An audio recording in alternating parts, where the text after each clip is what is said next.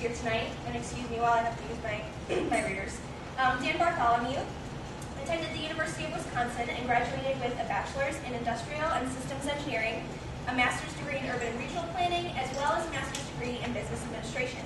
He's been a practicing planner for 18 years in the public and private sectors, and he's been with the Broward County Aviation Department for a year and a half, and currently manages the planning division under the direction of the planning director. His primary duties involve on-airfield planning issues and the development of the department's geographic information system. Dan is a licensed airline transport pilot with over 4,000 flight hours, fun fact, holding type ratings in several jet aircraft, and has also spent 4 years as a corporate pilot. He is also a member of the American Institute of Certified Planners. Jamie McCluskie is a graduate from FAU's Urban and Regional Planning program, and he also has a bachelor's degree in sociology, also from FAU.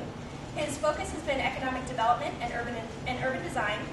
He's been working as a planner for 16 years, and this has included municipal and county planning, as well as owning his own import company as an economic development venture. Currently, Jamie is the planning director of Broward County Aviation, which oversees Fort Lauderdale-Hollywood International Airport and North Perry General Aviation Airport. The current capital program that Jamie oversees is approximately $1.5 billion and includes the development of the new South Runway, redevelopment of Terminal 4, and renewal and replacement at Terminals 3, 2, and 1. We're very lucky to have them here, and we're excited to hear them. Jamie and Dan.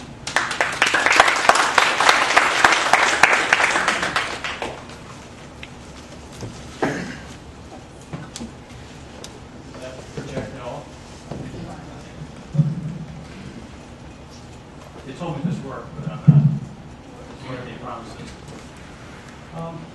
The reason Jamie and I are here, and the reason we have background into planning and are also working in aviation at an airport, is actually airports are like small cities. They're fairly self-contained, especially from a security standpoint. We have our own, in a sense, food distribution, transportation, all that type of thing. Our own maintenance. We do our own drainage plans, we do our own criminal plans, we do our own city planning, so to speak. So it's sort of appropriate that individuals that are urban planners that have somewhat of an interest in aviation, we get absolutely no free airline tickets whatsoever. So we pretty much work for what a typical for planner salaries. But if you enjoy aviation, it's actually a very interesting field and a very quickly growing field to get into. This is Fort Lauderdale Hollywood International Airport. We'll refer to it around the office as FLL. That's its FAA, Federal Aviation Administration identifier. As you can see, just kind of from that shot, it really is sort of a small city. And we have transportation networks, fencing to keep everybody out or people in, depending on who they are. We have an entire transportation network, very high secure network. We have all our own utilities, all that type of stuff going on right within that small area. It's about roughly about 5,000 acres. Just to give you a little background on the airport, we do also have North Perry Airport, but it's kind of the redheaded stepchild of our department. So I'm just going to talk about Fort Lauderdale Hollywood International since that's where all things really are taking place.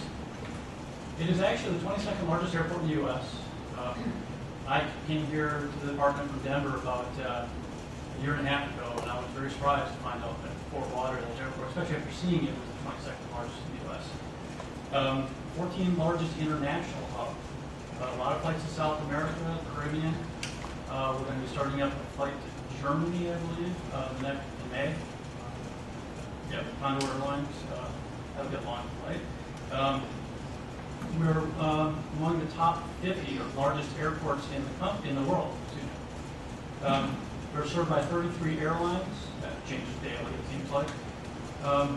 About a little over 22.5 million passengers go through that a year. That's about, math, 63,000 a day. So about the size of a small city goes through that airport a day. So that's quite a few individuals. We are the third fastest growing airport in the country. It keeps Jamie, myself, and the rest of the staff that are very busy. The 5 airports that we tend to serve, we serve quite a few airports, but these are the direct ones. New York, Washington, D.C., both Reagan and Dallas, and Baltimore, if you want to count that as Washington, D.C. Chicago, Atlanta, Philadelphia, those are our direct contacts there. We have 3 runways, the longest of which is a little over 9,000 feet. So we can get a 747 in there as long as it's not going very far, meaning as long as it's not full of fuel and full of passengers. We will get diversions from Miami International occasionally if they're having other problems down there or issues down there. So occasionally they'll come to work and there'll be a big 747 sitting right in front of the parking spot. A little ominous, but they can get back out of there if they don't have a lot of it. We have 4 terminals, 4.5 really if you want to count our commuter terminal. And one of those terminals is international. And we directly put about $2.3 billion into the metro economy every year. Just to give you a little example of the different airlines that we serve, primarily a low-cost carrier airport. Okay? By that I mean we cater to the Southwest, the JetBlues, the Spirit Airlines. Okay? The ones that like to keep costs down. You won't typically find an airline like Southwest that will go into, Southwest doesn't go into O'Hare. They go into Midway in Chicago. They go into kind of off the wall, I shouldn't say off the wall, but sort of but not the major airports in the metro region. They'll go to the slightly less congested airports. Not that Fort Lauderdale's not congested, but they make some money basically. Okay? Their bread and butter is low cost carriers. Okay? I mean, you can get apparently you can get a flight on Spirit Airlines for $9, and you add in, as of yesterday, your $45 per carry-on bag fee.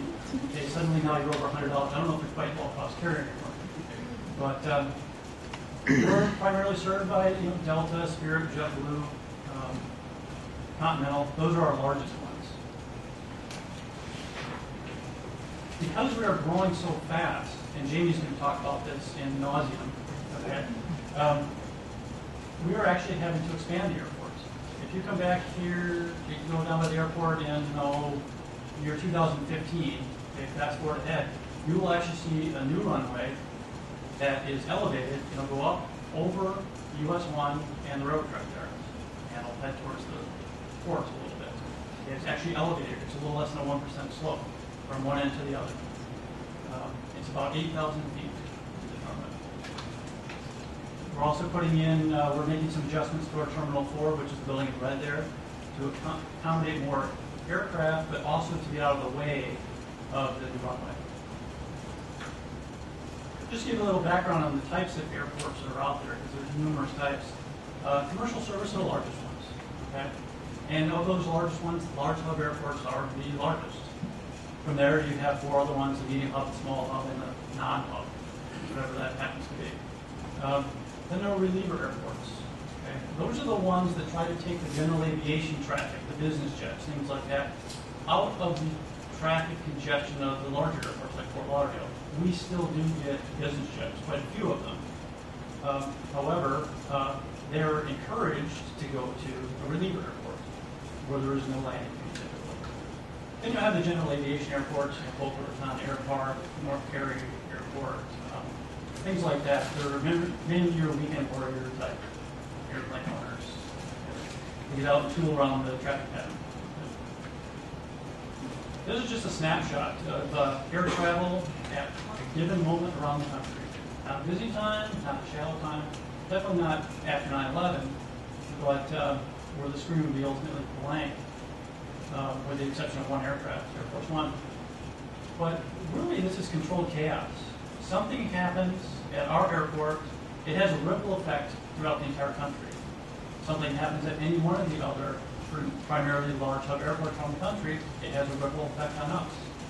Just the other day, they had an engine cowling fall off a JetBlue aircraft when it was leaving one of the New York airports. It caused a delay at our airport, subsequently causing a delay at another airport, another airport, another airport. Okay? There's not a lot of capacity to fill the gaps. That is why we're starting to put in a new runway, because we're getting to the point where we're delaying aircraft waiting to take off so much that it's going to be causing a ripple effect through its entire system and throughout the world in a sense. For that reason, we're basically number one on the FAA's list of funded programs. That's $1 billion runway program that we're building. Just give you a little background on kind of what makes us, what drives what we do a little bit. A lot of people will ask, okay, how come somebody can fly over my house and I can't charge them for it? Because they're violating my air rights. Well, something came out in 1936. It was the Civil Aeronautics Act of 1936, which is obvious. It basically said that due to interstate commerce and the importance of aviation, aircraft can fly over any airspace they want. I mean, not countries necessarily, but they can fly over private property. Okay. So aircraft leaving Fort Lauderdale cannot necessarily fly over Cuba, okay, if they want to stay airborne, but they can fly over anybody's personal property. Okay. So, and that's all from the Civil Aeronautics Act. So if you're at a bar party and you say, I know my aircraft can fly over your house, and all of a sudden it's really quiet, okay, you just tell them. Civil Aeronautics Act, 1936. Okay. The thing that is most important to airports, regardless of where you're at, is airspace. Okay, that's our highway. That's how aircraft get in and out and around once they leave the ground. From wheels up to wheels down, it's all about airspace. The Federal Airport Act of 1946 started to identify this when things like radio towers, houses, higher buildings, solar buildings, skyscrapers started to become more of the norm. Okay? They needed to protect airspace. Noise was also a big issue. Once you started entering the jet age, okay, and those were loud jets back then, much more so than today, more equivalent to a military type aircraft. We needed more compatible land uses around airports, so you weren't living next to an airport, or within a hospital next to an airport or a school. So that act promulgated the attempt at having intelligent zoning around airports. Doesn't always work, hasn't always worked, but they tried. And then the Airport and Airway Development Act of 1970 is the one we really love because that's where we get our money from. And this allowed airports to charge a tax or user fee, either as a passenger facility charge or landing fee, or both, on both the passengers but also the aircraft that land at the airport. Okay? Some landing fees can be in the tens of thousands of dollars at certain airports. The landing fee at O'Hare Airport is like $7,000. I've landed there a couple of times and took right back off. Okay? No, I was just touch and goes there at O'Hare. But if I landed there, stopped there at a location, they would have rolled up to me and said, no, by the way, we take checks, MasterCard, or even cash. Okay? That really pays for all of our facilities now and into the future. The main purpose of planning, and this is our main job, okay, primarily, without a doubt, is safety. Okay? And it's safety regardless. It's safety from a security standpoint. It's safety from a movement standpoint. We have training when we're driving out in the airfield. We have training about security. Okay? I can't walk through a door and subsequently let Jamie walk through the same door without having him happen to swipe his badge. Okay? I can't go out and, do donuts out on the runway anytime I feel like it. Okay? You cannot be competing on aircraft. We also need to maintain efficiency.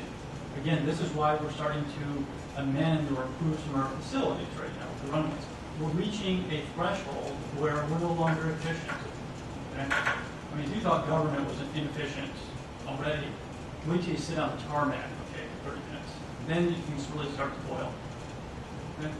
And now there are actually penalties. An aircraft sits on the tarmac for more than 3 hours. It's a $40-some thousand fine for the airline or something like that. So they have a vested interest in helping fund our improvements. We constantly are looking at alternatives. James is going to go into this, different alternatives that we're looking at for the terminals and runway and the airfield in general. But we are required to constantly look and maintain and update through a planning process the airfield. We also have to mitigate environmental constraints, whether they're drainage issues. Okay? We can't just take fuel or whatever, de-icing fluid. We don't deal with that too much here at all, practically, at all in general. What some airports do, they have to contain that de-icing fluid. It's isopropyl alcohol cannot go into a drainage system. It'll give you a really high, but it'll also kill your liver at the same time. So you can't let that stuff go into the drainage system. Bird strikes, noise, all of that gets into environmental issues. Then we also have to secure funding. So we have to make sure that we're constantly have a stream of funding that will pay for these improvements as we go along. If we fail to do that, we've just pretty much killed everything else in the lake. This is just kind of a general list of the things we look at when we do planning at your airport. Okay? A lot of this feeds back to general planning 101 type stuff. Airport master planning. It's no different than planning a city. Just that the city happens to have things traveling very fast with no speed limits. Okay? Other than that, it's pretty much like planning a city. Airport layout planning, it's almost equivalent to a zoning or land use type map. It tells us what's on the airfield, what's used for what, things like that. We have to do environmental assessments, environmental impact statements. We have to go for the new runway and get approval of that through the NEPA process to do the runway. Terminal planning, Jamie's going to talk about that. I'll go through it a little bit. Need to make sure we have ample parking and apron space. And our gates are designed properly so aircraft can fit without bumping the aircraft next to them. We also have to make sure they park in a fashion that they can be fueled properly.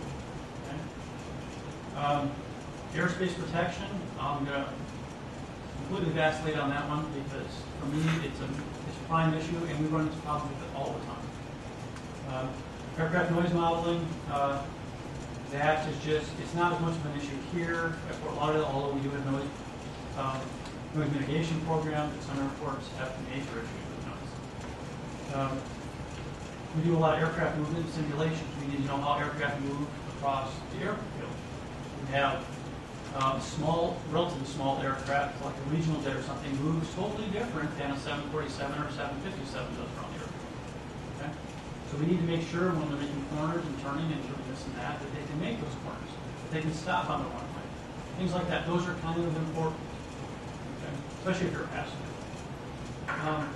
Windrows analysis I wanted to get into, that just basically determines what our runway orientation will be. We're required to have a certain percentage, a majority percentage of our runway usage within a certain degree of what a typical wind is on. So it's about the most boring thing you'll ever do in your life. Do windrows analysis. And even something as simple as where we're going to put our airport rescue and firefighting station. The requirements on how quickly they need to be from where they're sited to get to an incident out on the airfield, whether it's somebody having a heart attack at a gate or an aircraft landing with its wheels up, hopefully by mistake, somewhere on the airfield. So they need to be able to get to these different areas fairly quickly. The other thing we have, and this is just a bear for people that come into the aviation industry, is we have acronyms like nobody else. Okay, we put the military in shame. Okay? We do have an AICP, but for Airport Improvement Capital Plan. Well, we have a host of other ones, and I'm just giving a snippet here. There's actually a book put out by the FAA, half an inch thick, of nothing but acronyms. Absolutely ridiculous.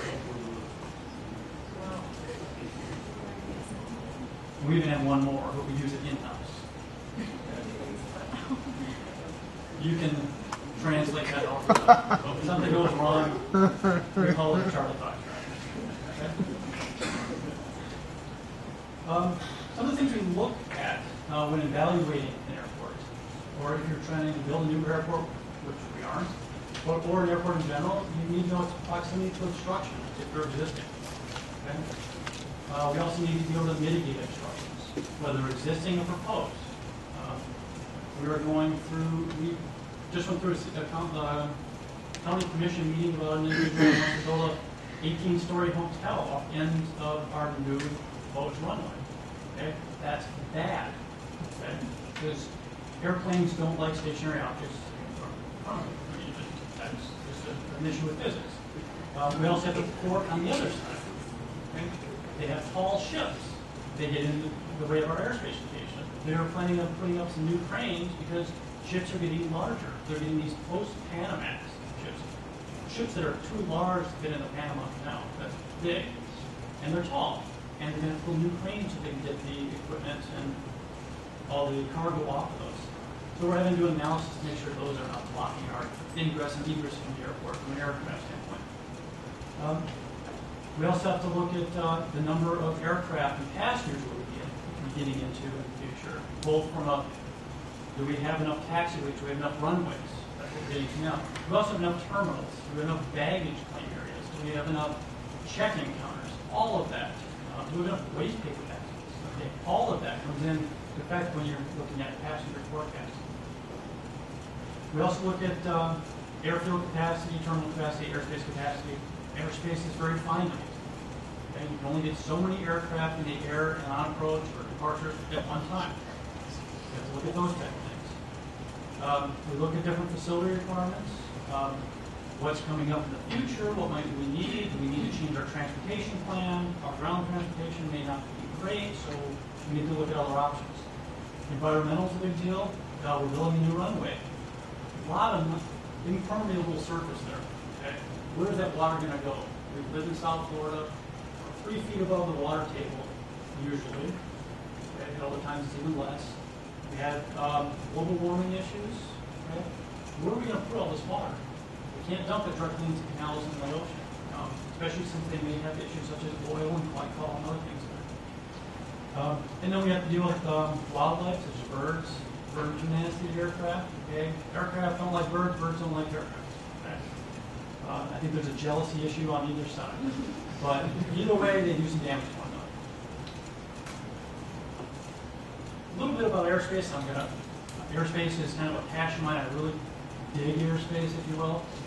Okay? It's not the most boring thing in the world to most people, but I find it interesting, especially as a former pilot. Something being in your way is not good. We look at airspace in 3 dimensions, obviously, because that's how planes fly. I mean, flying a plane is no different than driving a car, except you're driving in 3 dimensions. That's the only difference. And as they say, it's a lot harder to put baseball cards in the spokes, so it's a little harder than riding a bike. But other than that, we are looking at different types of airspace and different areas where objects cannot intrude upon that airspace. If anybody's driven past the airport at night, you'll notice on Highway US 1 there, you'll notice a bunch of light poles. They'll have red lights on the top.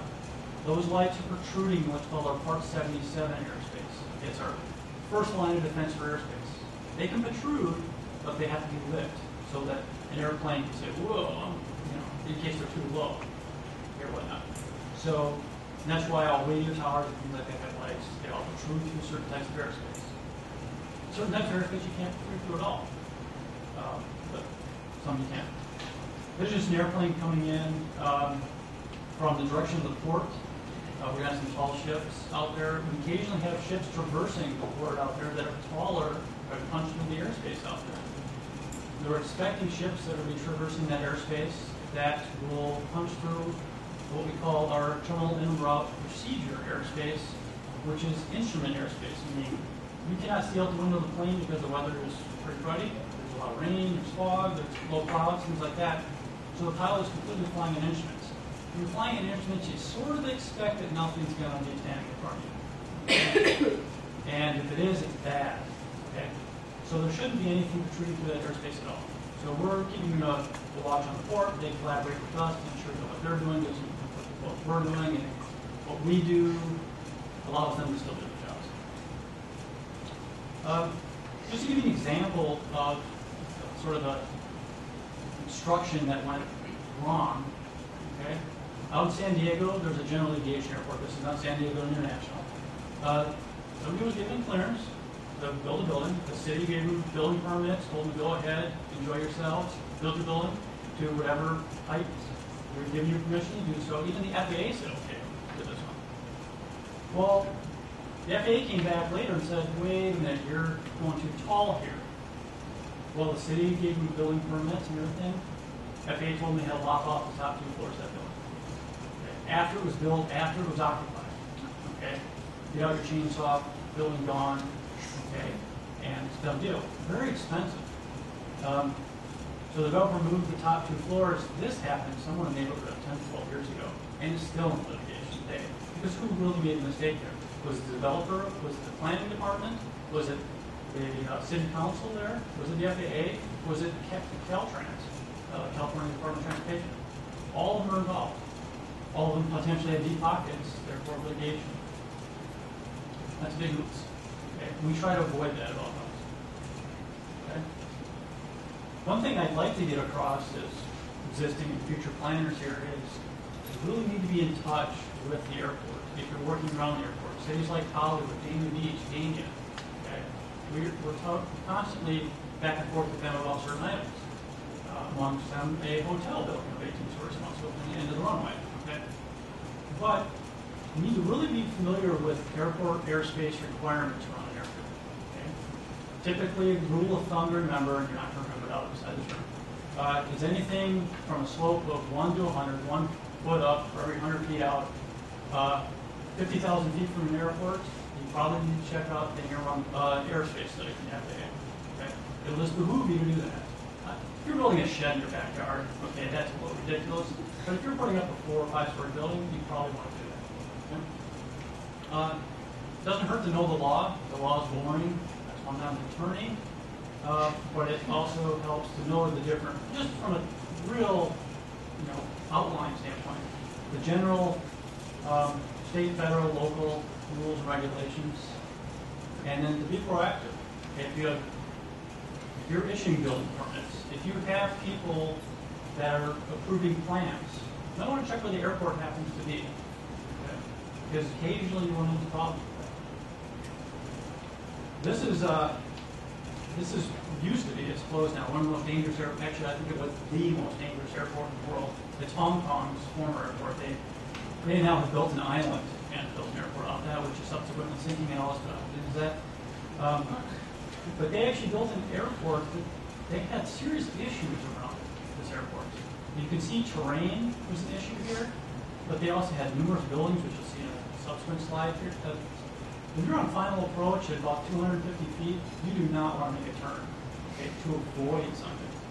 This aircraft, and as large as it is having to make a turn to avoid something, an obstacle somewhere. Whether it's a mountain, or it's a building, or a radio tower, or whatnot. That's a bad situation. And that is just an initial waiting to happen. Okay?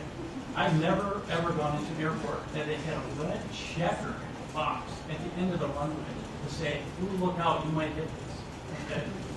That's, they might have just a stop sign at the end of the runway. Okay?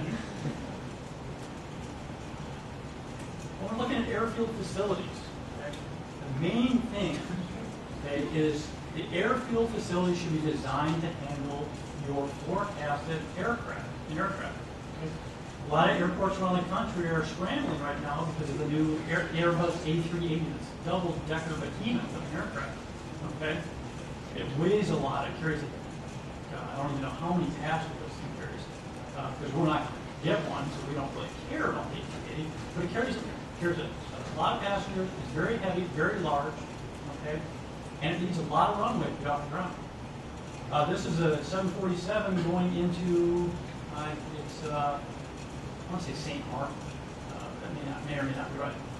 I'd say they're pressing their luck here. Okay, it would probably be a pretty fair statement.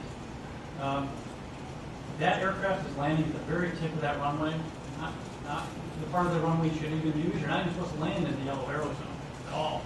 This aircraft probably has to, just so it can stop by the time it goes crashing through a fence on the other side of the airport. Okay? But nonetheless, that's the rules and regulations that particular country has. We could never do something like this. Okay? And you notice people all sit under the beach. It's a big thing, I guess, in this airport. Sit under the beach and see what the wake turbulence is doing to you and all that good fun stuff. What we have, we're a very tight situation. We have I-95 on one end, we have US 1 and railroad tracks on the other end. For this reason, we have what's called an EMAX, an Engineered Materials Arresting System, at the end of each runway. If you ever drive past the airport, you'll see this. It looks like stacks of concrete. What it really is stacks of very weak concrete, okay, that is designed to crush when something heavy runs into it. They found this out when one of the maintenance vehicles drove over the top of one. Okay, expensive mistake. But you can walk on it. But as soon as the aircraft is supposed to crumple, it's supposed to kill the landing gear, and the aircraft stops before it goes through the fence. Okay? They did not have one of these at Midway Airport. Oh, yeah. So when an aircraft landed in a snowstorm about 5 years ago, they have one now. Okay, but the aircraft flew through the fence, the end of the runway, ran into a vehicle, parked at the stoplight, and killed a child in that car. Okay. The other 2 adults in that car were fine, but nonetheless, these are required now. Gate management is a real issue for us. We have different aircraft, different airlines, and sometimes we get, like I said, diversions, okay, from different places. We have to design and manage our gates so that we can make adjustments all the time. Certain aircraft can park at certain gates, certain aircraft cannot. Okay. Jetways can only be to a certain slope because of American with Disability Act requirements, can't be too steep. Tell Jamie you don't want people rolling down the jetway into the aircraft. Okay, that's not good. So each gate is designed for a series of specific types of aircraft, and then you get into the situation where this airline owns or rents or leases this gate, so they won't allow anybody else to come into that. Okay, so you have to kind of juggle all the time.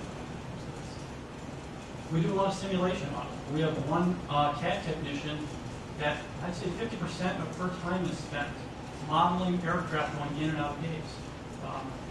I know it sounds like a real hoot, but and she actually enjoys it. But we have a program that's called Path Planner. It's an industry standard, and you can actually watch aircraft. You can model it, and then put your lines on the ground where they're going to be and tell the aircraft to follow it, things like that. And it'll tell you whether your aircraft will fit inside that gate or not. It'll also do a pushback, which is the scenario going on here. Whether your aircraft can adequately push back, not hit anything, another aircraft, whether the turning radius of that the nose gear on the aircraft is going to be extended and snap. Okay, that's an expensive sound. I've heard one before. Then we also have to design the gate in general. Aircraft wings cannot go over top of a fuel pit. That's the hydrant that's sitting in the ground. That fuel is under thousands of PSI. If for some reason something gave way, top of that came off, it will blow right through the wing. Okay? Expensive. So either that needs to be in front or behind the wing. So there's certain limitations you have when it comes to designing gates. And this program we have called Path Planner. What it will do is things will highlight red if you have an aircraft parked on. So the goal of the game, so to speak, is to get everything north is green when you're done parking your aircraft. Forecasting. We do a lot of forecasting. FAA does a lot of forecasting for us. Our forecasting match the FAA's. We'll tell them, your forecast is different from ours. They'll say too bad, tough. Here's our forecast, take it or leave it. But we do work with them to try to find a more amenable forecast number. Usually ours is higher than theirs because we want more money. A lot of people say, and this has been a big argument for the new runway that's coming in, people that don't want this new runway, they'll be like, we're in a recession. We're in a major recession, okay? The Great Recession. It's going to be years before we ever come out of this thing. Why would we possibly need a new runway when air traffic is down? But as you can see from that diagram there, each R there is a recession. There's a boomerang effect. Okay? After you go through that slowing of reception, things just pop right back out. Okay? I mean, even 9/11, it did not take us below didn't take us back more than 2 to 3 years in air traffic. Okay? That wasn't the hit they were planning, and they wanted to take us back to the Stone Age, quite frankly, when it comes to air traffic. But it really didn't have that much, and actually it probably slingshotted us even further after things got rolling. That's what we expect to happen after this, and things are starting to roll back up. As far as we have a threshold for how much we can really handle at Fort Lauderdale, we're approaching that threshold. We're forecast to hit that threshold next year or the year after. FAA has guidelines of how long an aircraft is allowed to sit on the tarmac or taxiway waiting to take off. It's about 8 minutes. Okay? We exceed that all the time. There are times when there are no aircraft. Right? We have on average, I think, 850 flights a day. That's one every 2 minutes, 24 hours a day, 7 days a week. Okay? aircraft line up and sit there, they burn fuel. It costs about $52 a minute for an aircraft to sit there idle and burn fuel. Okay? That cash register is really running when it comes to that thing. This is what Jamie's going to go into this much more detail, but this is roughly what we're going to be building. This is what you'll see. To an extent, we're still designing it. This is US 1. Okay? You'll be driving under a runway in US 1 within the next 5 years.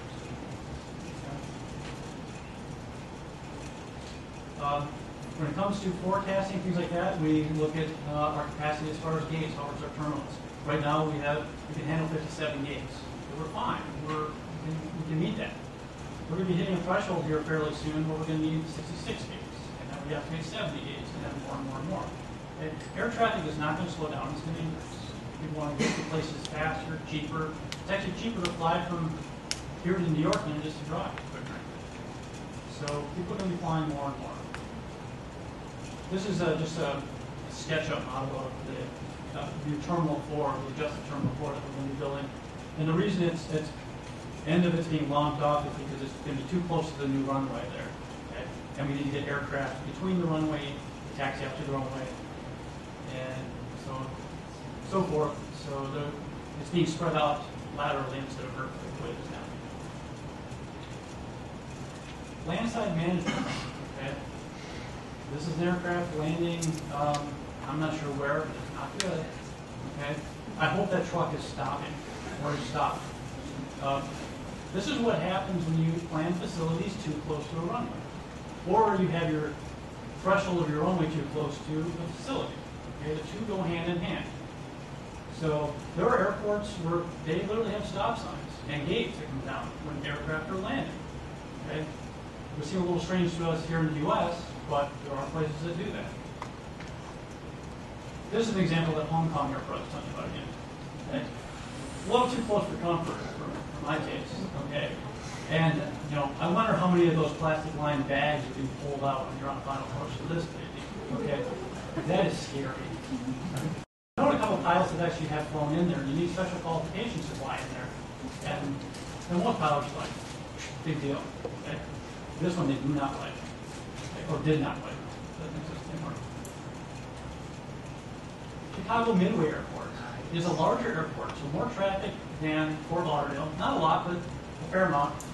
Look at how tight that airport is to surrounding residential communities. Everything north, south, east, west, yep, everything off the ends of those runways are residential. Okay? Major noise problem. They have a major noise program. So if you go out of there, it'll feel like you're on a roller coaster because they'll do a noise departure procedure. You're just going like this, okay? You'll be on the space shuttle for the first 5 seconds of that ride and then they'll level out the engines. Thought of that, but nonetheless, noise control is a big issue. Plus, making sure the aircraft does not blow through a perimeter fence if it goes over the runway is a big issue. We're currently in the middle of a noise mitigation program. We're going to be about $175 million noise mitigation program. Basically, money used to sound attenuate homes. You hear that term fairly often. Basically, this is putting in air conditioning if you didn't have it. Basically, sealing the house up. I mean, you can still get in and out of it, okay? Although there are some people who like to wait till I get inside and seal it up. But nonetheless, this is basically giving you extra insulation in your attic, your walls, maybe windows, air conditioning, as I mentioned, things like that, to allow the windows to be closed and the decibel level from the outside to the inside will be less. The FAA sets aside approximately $1 billion every year to sound attenuation. And developers are still building right up to the edge of airports. Okay? Anything built since October 1st, 1998 is not eligible for funding.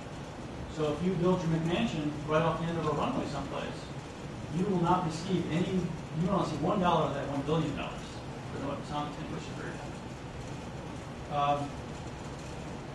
And $75 million. These are the noise contours after the new runway, the projected noise contours. There's a simulation model that runs these. And this, everything, let's see if I can move the mouse. Yes. You can see this, everything in this yellowish orange right there, that's called the 65 DNL line. That is the federal threshold for where no residential units should be, if they are, and they were built before October 1st, 1998, they are eligible for federal funding to sound insulate their homes. Okay? Attenuation. Everything in that yellow area, though, is not. That's the 60 DNL. But it's still a fair amount of noise. 60 DNL is roughly normal speech. So think of that on a 24-hour basis, 7 days a week. It's a metric that measures sound in decibels for a 24-hour period, 7 days a week, 365 days a year. So it's basically like listening to me talk to you, okay, for a year nonstop. Can you imagine what kind of, pure torture that would be, okay? That's why we do sound insulation. Environmental. Birds are a big problem in South Florida. If we have these little air cannons that will go off every now and then, you'll hear them. And the birds will scatter, but they know better, so they come right back. But still a big problem. We have, bird strikes, several of them a year. It's bad when they run into or take out an engine, let alone two engines. Okay? That's what happens if birds take out your engines in New York. Okay? You land in the Hudson. Okay? This is what happens if you're in South Florida. You hit the ocean, or you go shopping at IKEA in the worst possible way. So to mitigate that is actually to our best and your best interest. Okay? We don't shoot birds, we don't kill birds, okay? We don't do anything like that. It's just to try to shoo them away as best we can and not give them a place to land. We're also looking at renewable energy options. There's a greening of airports, which I just mentioned. This is Denver, so it doesn't look very green. But nonetheless, we have 5 acres of solar cells. It's enough power that generates enough electricity to power the entire airport. I should say it generates twice as much power as it takes to power the airport. So they sell the rest of it back to the energy grid, and they're making revenue that way. They try to buy more solar cells, make more energy, to sell more energy, to buy more solar, but it just keeps on going. But nonetheless, and they have a lot of land out there. So, terminal facilities. When we're planning terminal facilities, these are some of the things we think about when we're planning terminal facilities. Public art is one of them. We're required to have a public art element. I wish they'd have a whole bunch of those posters that we stare at them for a little while and you see an image in them. I think that would keep people busy for a while in terminals. Well, we end up having stuff like this. Even the buses that drive around the airport, the ones that have the shrink wrap stuff on them, looks like a forest or woods or swamp. That's public art. Qualified public art, it is public art. We have modern communications all throughout the terminal. The last place I've ever seen a payphone is the airport. I'm not sure why, but I can't think of another spot where you can find a payphone. But just like every other payphone, you notice there are no phone books. They've all been ripped up. Okay. Space utilization. We have a very finite space capacity for what we have right now, especially when the cruises come in. Okay? They dump people on us, and they don't care. When you're done with your cruise, you're not on their dime anymore. Okay? They'll dump you at the airport, and your flight might not be for 6 or 7 hours. Where do you put these people? Okay? Now with this new Oasis of the Seas, which carries, how many more people than your average cruise ship? Oh my God, where are we going to put these people? What are the things we need to look at? Simple things like how you orientate your seats in a terminal area, determines how many people you can stuff in there. Stuff is probably a bad word. Comfortably seat in that terminal area. I don't know who took this picture, but I found it on our computer network, and the most oddball things, so I thought I'd stick it in there. We also have to look at getting people through the process as soon as possible. A lot of times there's a self-check-in kiosk now. Turn out your boarding pass online, check in, give them your bag, give your credit card, because you have to pay for the bag now. But nonetheless, it typically speeds people up. Right? And we're looking for faster and faster ways to get people through this, and faster ways to get them through security, actually get your full body image scan, and you move through. But that is how we're trying to get people from place A to B and out to their aircraft as soon as possible. Okay? And quite frankly, to the concessions and things we purchase. Wayfinding. big issue, big problem with our airport, actually. I've been there a year and a half. I've been in every terminal more times than I care to even admit. I still have problems sometimes finding out my way around terminals, okay? And I even dodge security because I'm badged to do so. I still have problems, okay? Wayfinding is a big thing. And when we redesign these terminals, we're going to be looking at new ways to do wayfinding. Where do you find your flight? Where do you find a cup of coffee? Where do you find a beer? Okay, that kind of thing. Where do you find a bathroom? Where does TSA find a bathroom? Okay. Emergency services. The more people, the larger the terminal, the more fire extinguishers, sprinkler systems, this, that, the other things, defibrillators we need to have. Part of this geographic information system that we're building is going to show the locations of all the fire extinguisher and defibrillators within the terminal. Make sure we meet the minimum guide, at least the things. We don't want to meet the minimum guidelines. We at least meet the minimum guidelines. Okay. Next. Unfortunately, this thing says fire extinguisher, but there's no proof that there's actually one behind that door. But you just kind of take the word for it. Whoops. Parking and ground transportation. Okay.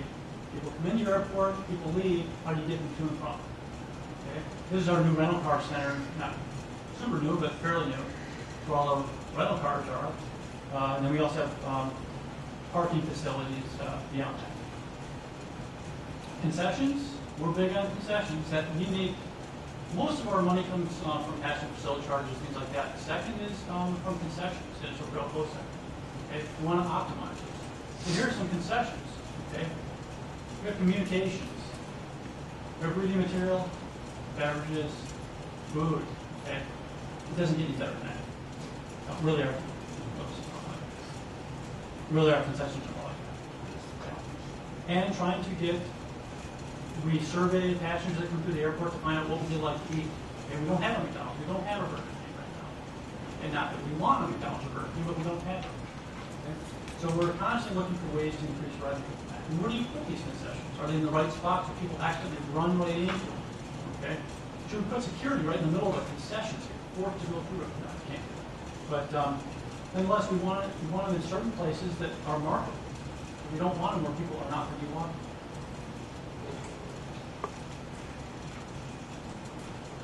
And security is our other thing. Okay. Can't really show you too much about security. We can't really show the security checkpoints and all this kind of stuff.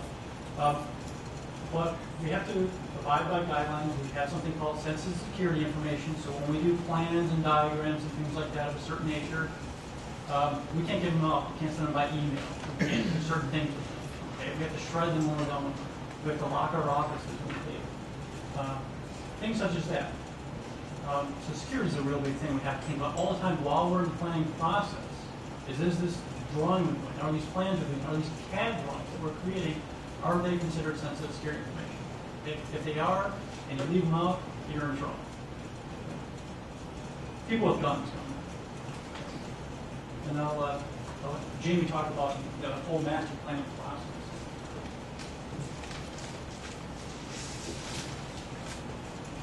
How you doing? Thanks, sir, for having us. I take full responsibility for Dan coming from Colorado.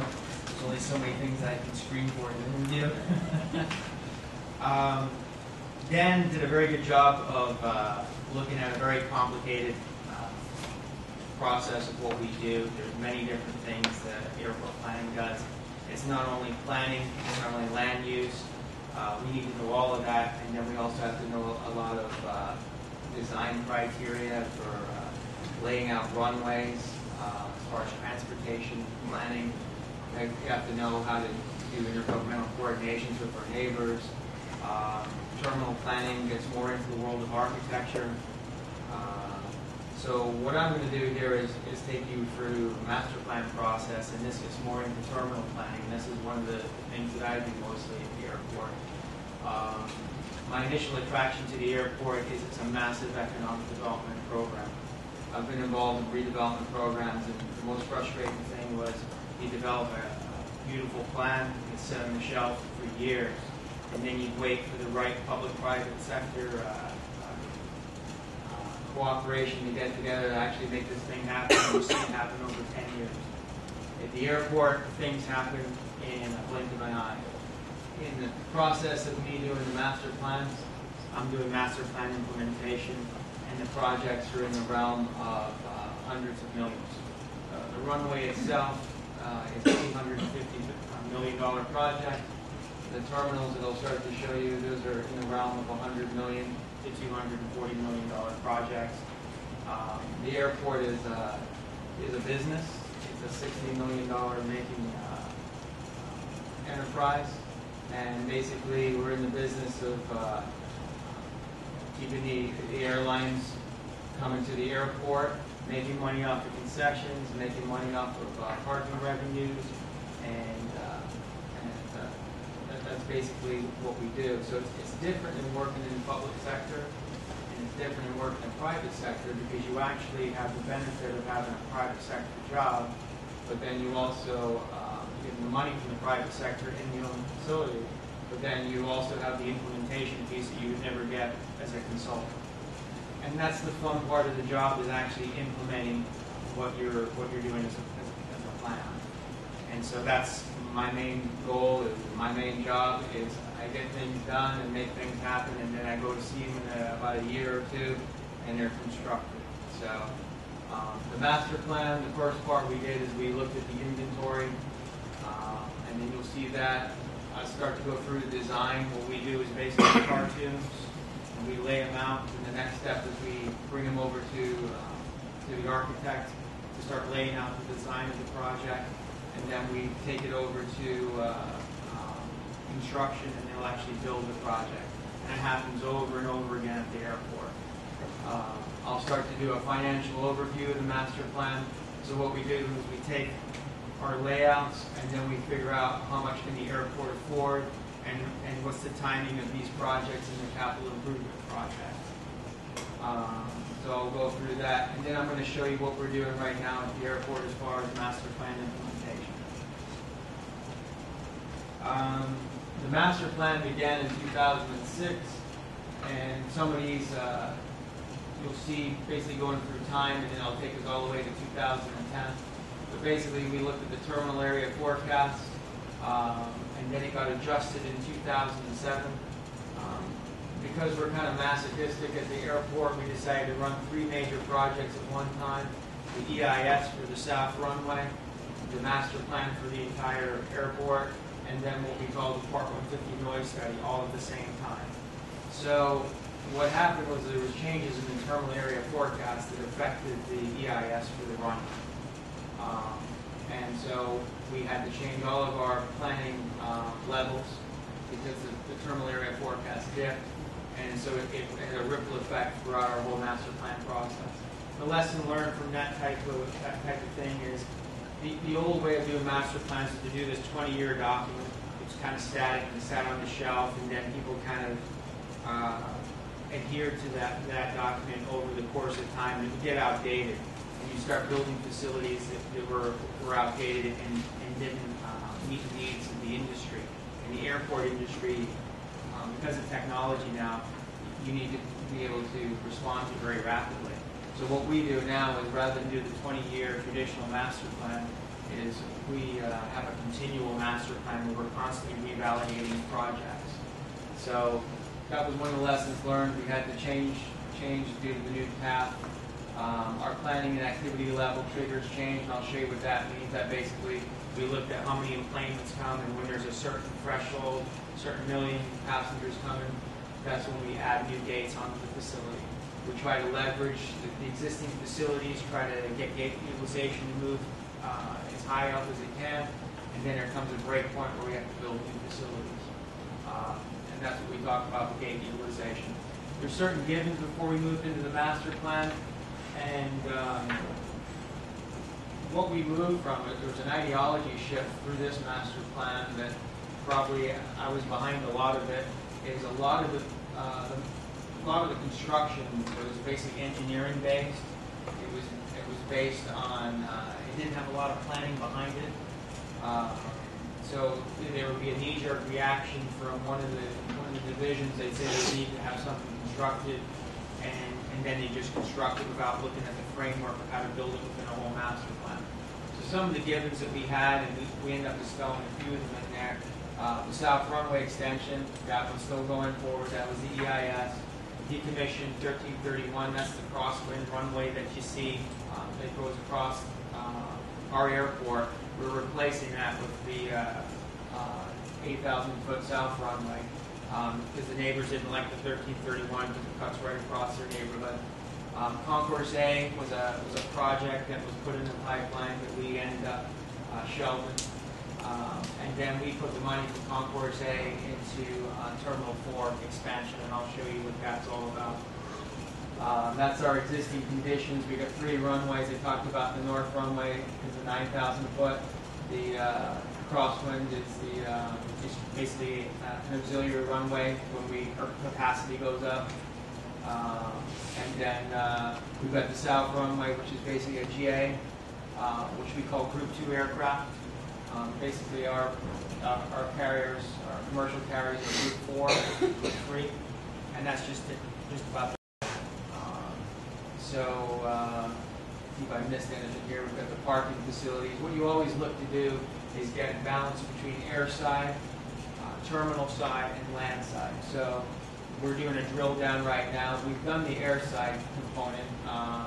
The EIS looked at capacity delay. We went past the 6-minute threshold to 12 minutes delay, and that triggered that we needed to build the south runway. As Dan was showing you, what we call the NAS, the National Airport System. Basically, when South Florida has a blip, it hits New York, and then New York has delays, and that delay ripples throughout the whole NAS. So our South Runway project is somewhere number 2, number 1 priority in FAA's priority list. So as you can see there, we got 11 million enplanements. That's just people getting on the plane. There's 20 million passengers. So from an urban development standpoint, this is a city. When we looked at our alternative analysis, the master plan basically focused on terminal development. We had a land use component, but I'm going to focus on the terminal part of it. We looked at flexibility, efficiency, and financial impact. Dan talked about we're a low-cost carrier airport. We used to be a legacy airport with Delta and United and U.S. Airways and guys like that. Those aren't the companies that are making money anymore. Those are the ones that are struggling. Their fleet mix is very vast. And so you see companies like Southwest, they have a very streamlined business model where they only fly 737s, and they're almost like a bus system. It's every 30 minutes, a 737 is leaving one of the gates. JetBlue pretty much has only 2 aircraft in their fleet mix, the E190s and the A320s. Same with Spirit. It's A319 and A320. So those are the guys that are turning the most gates. They're turning 7 times to 9 times per day. Delta is at 3.5. So basically our airport, because it's cheap, the cost per enplane passenger is cheap. It's only $6 compared to Miami, which is $30. We're one of the pretty much most inexpensive airport in the country. So it's a big pull factor for a lot of the airlines. I'll start to get into design. I'll show you basically what we do when we start to look at the master plan, and I'll skip through some of these slides, especially the financial stuff that's a little dry. We looked at 2 different alternatives. This is called the additive alternative. And basically we had multiple alternatives, but then we narrowed it down to 2. The additive alternative is, if you've studied architecture, additive is just you add on to the buildings and stuff like that. So the additive alternative is what we live in today, and that was the old way of doing things at the airport. They would need gates, they'd add on to the end of the building. And what happens is it doesn't provide the best facilities, the best, they get outdated, they don't have the ability to handle good concessions, but most importantly, they don't lend themselves to good airfield capacity. And what I'll show you in the next version, and I'll come back to the additive, This is the redevelopment. We opened up the concourse a bit. It's a little bit more money to build this one, but as you can see, it's easier to get in and out of of what used to be Terminal 3 and 4. Airlines can share operations. They don't, if they're stuck on one terminal, they don't necessarily, they can swap operations to another terminal easier. When you're stuck with the additive, and we joined it together in a very crude manner there, but basically today we have what we call unit terminals. We would have like JetBlue operating out of Terminal 1, no connection between the concourses. So they had split operations, it was inefficient, people would buy a ticket, they'd go to the wrong terminal, then they'd have to come to the other one. So what we started to develop is one unified terminal. The additive, we went through different approaches of how we could build it, and what we focused on was Terminal 4 on the bottom. The reason why Terminal 4 got triggered was basically because the EIS is a big retaining wall when it starts to get elevated over US 1. Dan alluded to the fact that it's going to go over US 1. It goes up to as far as 60 feet AMSL. That's above mean sea level. So what it did is it took out the bottom part of our gates down there. So we had to do something for replacement gates for T4. So you're starting to see the development of T4 on the bottom, and then it starts to show you the development of the entire airport. And this is 2030 is your last slide. So it was important to develop that phasing because when we looked at the phasing for additive alternative, similar phasing. We started to look at T4, how we can develop a pod to replace the gates, how we can develop a new concourse, and then we go all the way through, and that's another 2030 vision down there. When we try to get approval for things, we have to go to not only the Broward County Commission, but we have to go to the airlines. So it's very difficult to tell them, we'd like you to spend $1.5 billion on this project. They love it, but they won't approve that much money. So we have to come back and say, what can we get as a quick win and a quick success? And what it was T4. This is going to get us 66 gates. Right now we're going for a project of only T4 West because we're,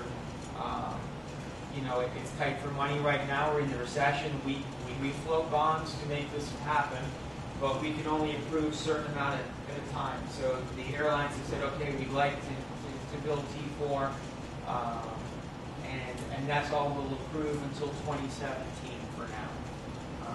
It was something that they found palatable and something we can fit in with both alternatives. And what we have right now is they'd like to build a redevelopment scenario, but they're not sure whether they can afford it, so they don't want to make that commitment just yet. And then that's an ultimate for after 2017. This is basically, those are the cartoons that we explain what we're going to do in the future, and this is when we get to the decision makers with all the different airlines, and I'll sit and talk to them about what we looked at and what we can afford. And I'll go through some assumptions, some of them you'll be able to get, and they're just things that we look at. But this is really, anytime I bring something forward to decision makers, I have to show them the money behind what I'm going to do. The guiding principles are maximum flexibility. We start connecting the concourses together. Maximum efficiency. We started pushing up the gate utilization. We do that through leases, and there's basically 3 different types of carriers. They have exclusive gates where nobody else can use that gate. They'll have preferential where they can prefer to use the gate. And then they'll have per use, it means we're allowed to use the gate as a county, and we can put anybody on it. So we maintain the existing infrastructure as best we can, what we call R&R. And then we look at how our cost structure is competitive with the rest of the country. So we try to keep our cost per plane passenger down. So we do that through maximizing federal grants, through PFCs, that's passenger facility charge that Dan was talking about, and maximize non-airline revenues. Actually, our biggest revenue generator is parking, and behind that is concession. So those are the kind of things we look at. And then we have a CFO who looks at how he's going to float bonds, start getting into the economic development world at this point. So we went from design, but we can't design it unless we have the right backing of the money to be able to afford to do it. This is a very important slide because this tells the airlines we're not going to be irresponsible with your money. This tells them basically that we're going to wait to certain trigger points along the lines you'll see in-plane passengers versus years. And what we noticed with this, when the recession hit, we went down a little bit, but we're still one of the only airports that's actually growing in the country.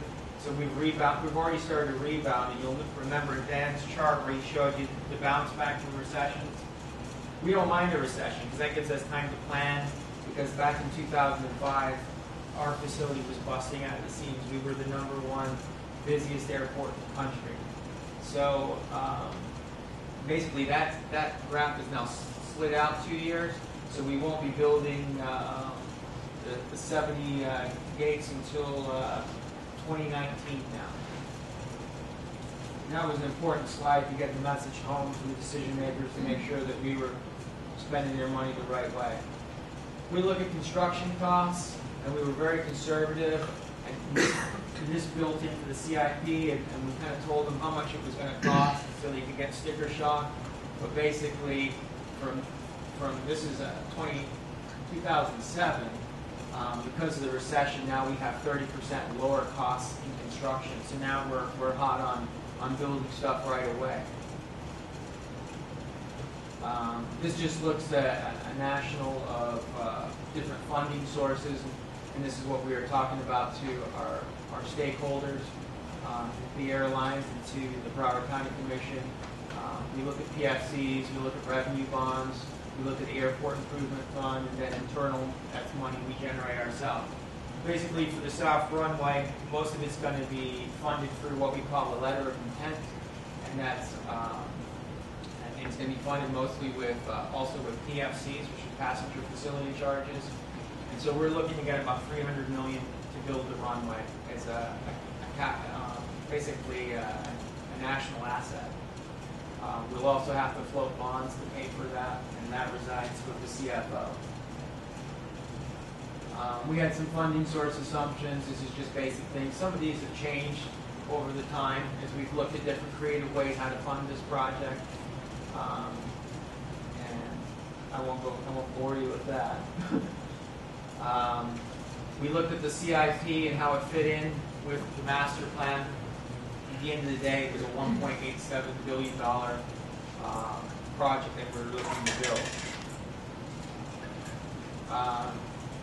We wanted to tell the airlines and the Broward County Commission exactly how we fit in with our competitors and how we fit in with the rest of the nation as far as our CIP.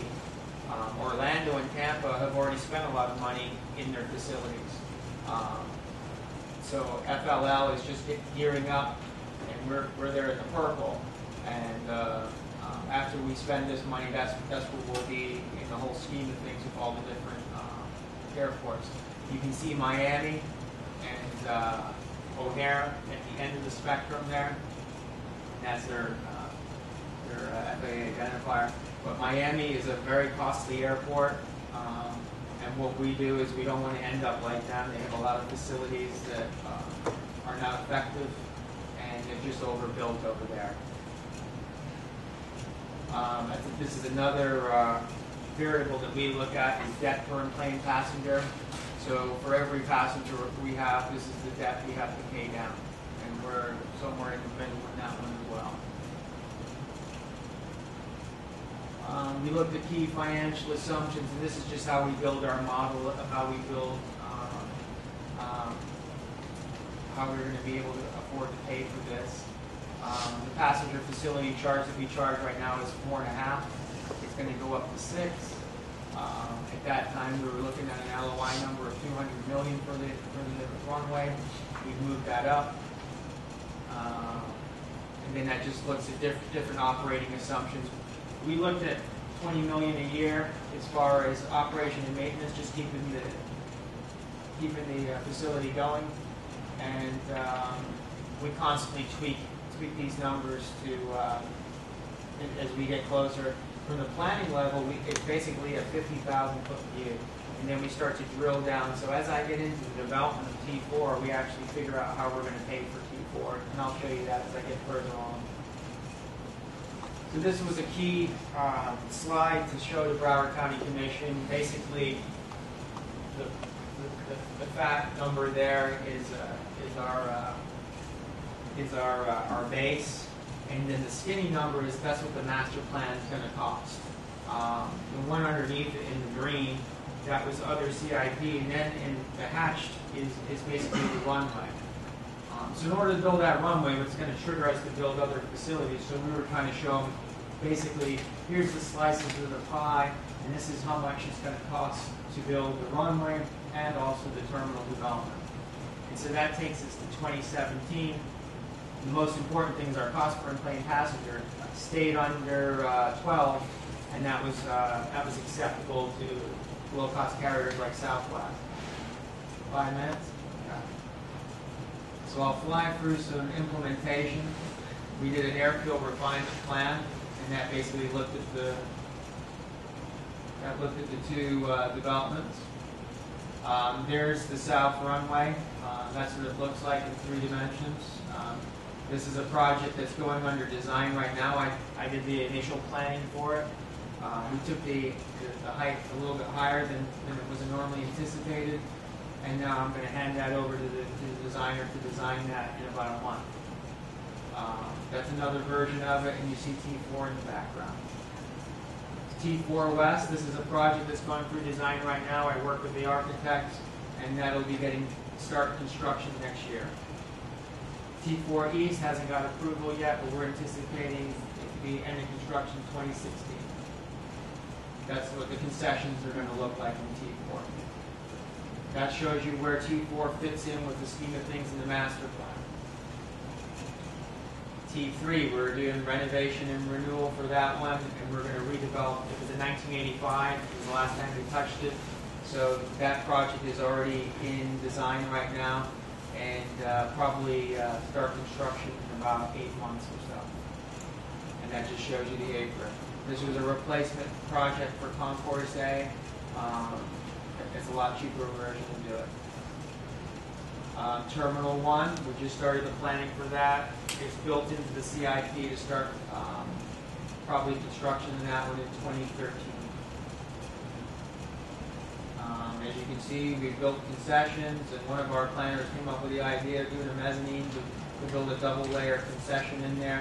And we fixed the security checkpoints in the hold room.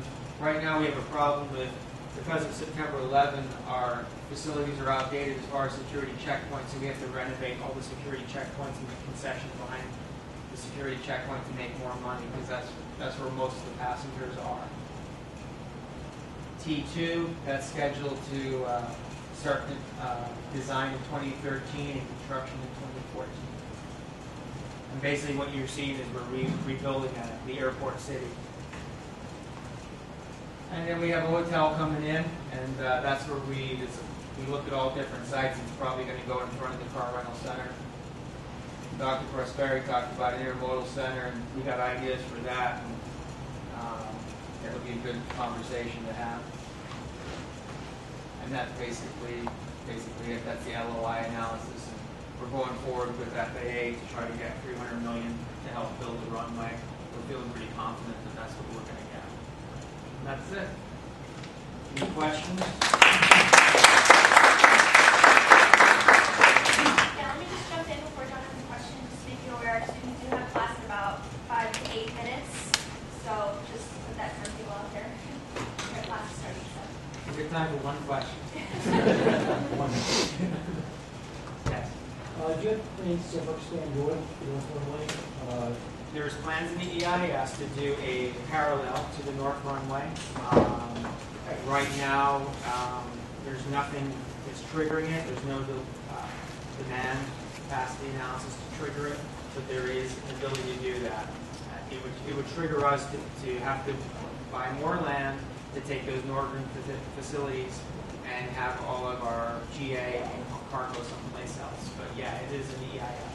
My last question is, what happens in the Laud Gardens? What's the final word on that development? Laud Gardens is going to stay as it is. It's part of the noise mitigation program. It's a $175 million program, and basically we already started the pilot program to do sound insulation in those homes. So, yes. There's a lot of money in the planning and design of the various elements of your city, but I didn't hear you mention any kind of value analysis or value engineering process. Yeah, we go through value planning first before we even get into the value engineering. That hasn't been done in the past. So that's what you saw in the airfield refinement plan. We basically flattened out the midfield because the slope of the runway was taken from one end to the other. So we flattened it out. We don't have to change all of the contours throughout the whole airport. And then now we're going to hand it to the designer. When the designer goes through it, he'll do some value engineering. And what we've heard from PBS and Jay, the runway designer, let me see if I can pull it up. So basically, one of their things, can't find it up here. Basically, one of their things is they might take the taxiway and split it off, so they have to put less fill, and they believe they're going to save about $150 million on the project. So those things do happen throughout many of our projects. Anything else? So this new south runway is being constructed because the 3030 or 1331 runway is going over too many residences. Is that? That's part of it. The county commission wanted to get rid of 1331. You know, that's part of it. But basically, the main trigger for the south runway is the delay. When they looked at it, there's a 6-minute threshold the FAA doesn't want to go beyond, and basically they were up to 12. So it triggered them to do an EIS, and we needed another commercial carrier runway. The residents do not want us to use 1331 as a commercial carrier runway. It's got that capability. So the other alternative is to do a south runway that goes out to the ocean rather than go out over the community. So,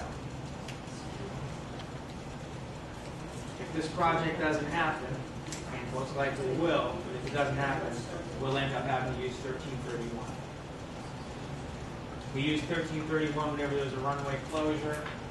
We could have a runway closure for repaving it, rubber removal, all that kind of thing, and then you start to see 1331 kick into use. I guess some of the stuff, basically in airport planning, there's everything from site planning to urban design, transportation planning. Every single aspect of planning is done. Community development, that's what noise, sound insulation is. That's a whole community development program.